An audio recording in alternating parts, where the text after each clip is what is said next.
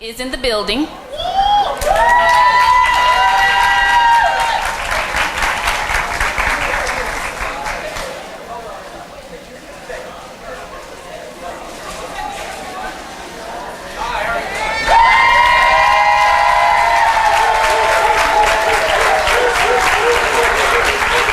See, you have cheerleaders here.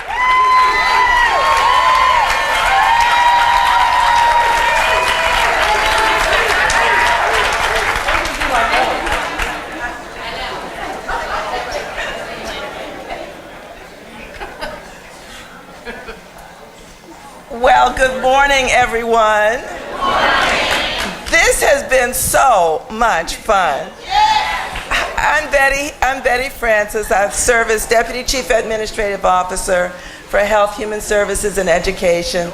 I'm just going to take a minute or two to tell you that we appreciate everything that you're doing every day. You're doing God's work. I tell this to Gloria all the time. I got to recognize Gloria Brown and her leadership team who lead you to so many accomplishments this year. Many of them were on the screen already, but it's the things that you do each and every day, helping people here in Prince George's County any way you can. That makes all the difference in their lives. And I know one thing that happened this year, which was really implementing the Affordable Care Act here in Prince George's County. For those of you who are not aware of it, DSS led the effort to sign people up for medical assistance who otherwise had not been insured. When we started with the Affordable Care Act, about 145,000 people in Prince George's County had no medical insurance. By the time DSS, the health department, and your community partners finished this year, there were 82,000 people signed up. That is an amazing accomplishment, and I know you all are having too much fun to talk about anything too serious, but that means so much in people's lives. It is the difference between life and death for some people. So I just wanted to say, in addition to all the other things that you've done and that you do on a daily basis, thank you so much. I appreciate working with all of you. I just love working with Gloria. She's just so creative, and she can always, my favorite saying now is one of Gloria's saying, let's just keep it moving. Keep it moving. I say put your lipstick on and keep it moving. So now for the star of the show at this moment, I present our county executive, Rashern L. Baker III.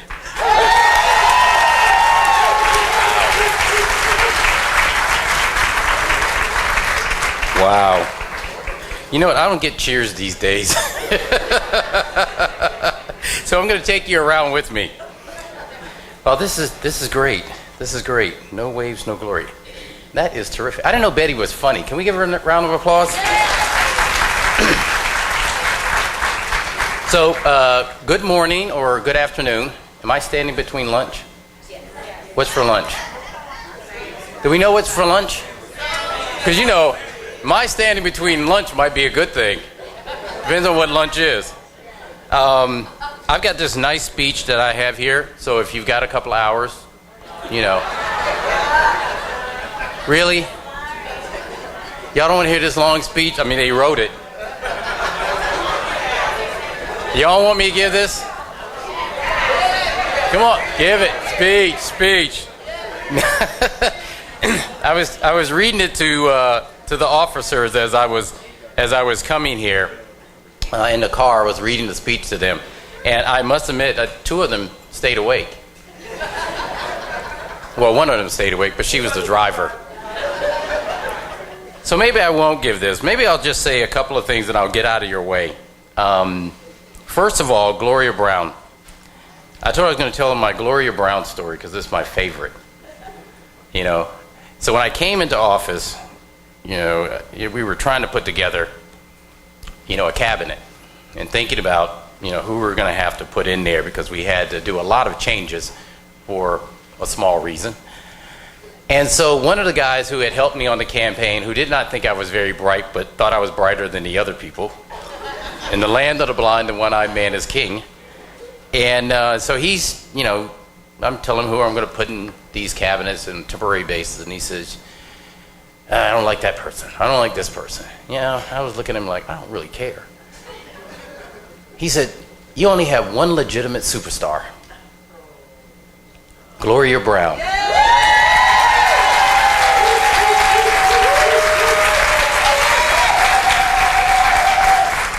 And I said to myself, well, I must meet this Gloria Brown because I don't know who the hell she is. But she is a superstar. And I said, she better be damn good if he said all that. And she is. And she is. Our first meeting, she was very no nonsense. She immediately told me what she was lacking in terms of resources and whether I was going to provide them. She said she had the best overworked staff there in the world. Give yourselves a round of applause. And it is a shame that they don't have more resources, and when can I get it to them quickly? And I said, well, nice to meet you, Gloria. I'm Rashern. Can we be friends? No, she was that. And she was right. He was right about Gloria, and she was right about you. And all that you have done. And it's interesting, and I'm glad you're having fun because that's what you should have. And I think I told Gloria this. When I first went to the legislature, I served on judiciary. And part of judiciary was I served on the family, HHS, Health and Human Services and Family Law.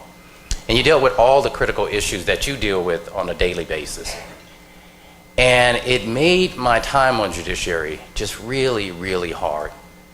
And it made it extra hard because the job I had just left was working for a nonprofit that actually did social services. And you dealt with critical issues and people in need and all of the things that go on. And it's really day in and day out a very, very hard job. And so I went to the Speaker of the House and I said, can you get me the heck off of here? And he said, yes, I'll send you over to appropriations. I said, great. You know, that'd be good. I don't really have to be challenged and deal with the issues that face us. I can go over there and deal with money. I can't count, but I know we need money. And I went there and I said to the chair of appropriations, I serve on any subcommittee except for Health and Human Services. I do not want to be on that one because I am trying to have a happy face. And he put me on Health and Human Services because he did not like me.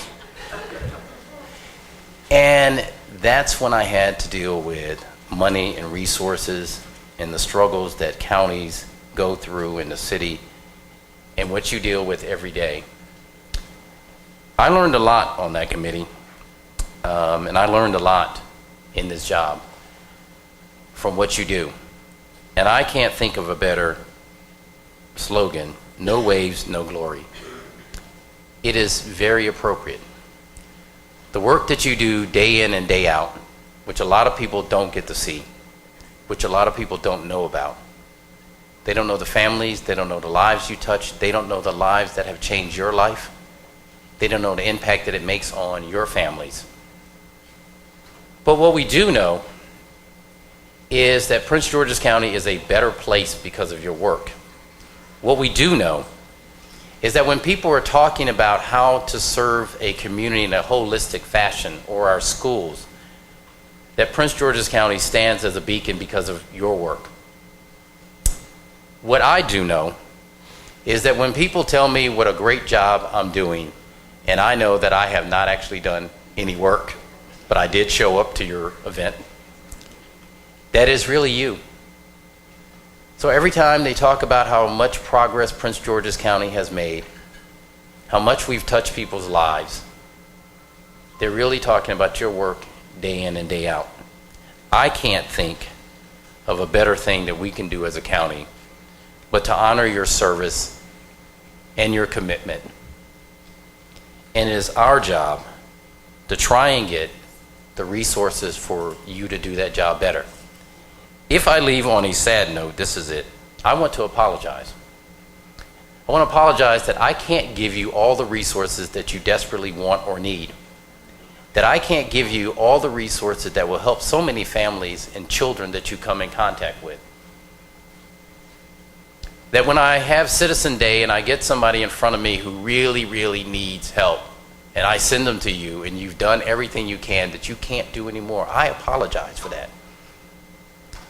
I wish that we had a county and a state that could spend 2 weeks with you in your job, what you're doing and the lives that you touch, and how much more you could do if we could give you more. How much more you could do if you could give you more.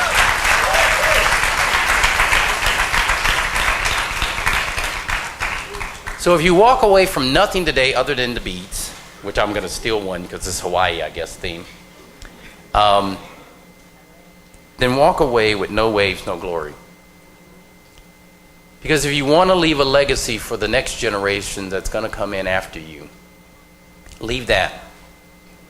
Because the more you create waves, the more that you stand out, the more that you advocate, the more Gloria Browns who won't let us forget the work you're doing. The more we do that, maybe not tomorrow, maybe not the end of the Baker administration, but it will come.